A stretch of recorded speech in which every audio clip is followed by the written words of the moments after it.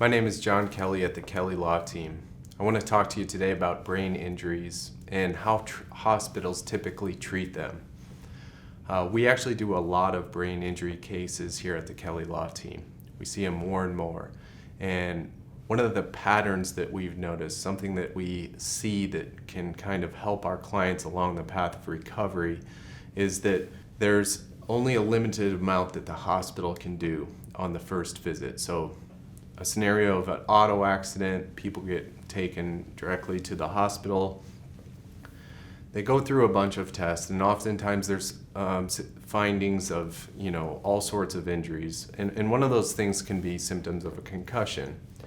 And typically what the hospital will do in that scenario is they'll get a scan, some imaging done, CT scan, MRI, and that's great. But what those doctors are typically looking for is anything acute, so hemorrhaging, something that they'll have to follow up, something that is objective that they can see. Well, the secret about mild traumatic brain injury is that it doesn't always show up on a CT scan, and oftentimes people are left with very debilitating injuries in the coming months that did not show up initially. So a primary care doctor may refer that person out to a neurologist. And our office is set up to identify those issues with the families and with the clients to determine if there was a concussion, if they are going through mild traumatic brain injury and the symptoms that follow. We often set up appointments for our clients that have these symptoms and get them to a neurologist who can typically refer out to a neuropsychologist who can then do a battery of tests and have some meetings with the client and understand what they go through and see exactly how it's affected their life. The thing that we also do is we get statements from the loved ones of the client, the people that are actually with the client and seeing how this has affected their life.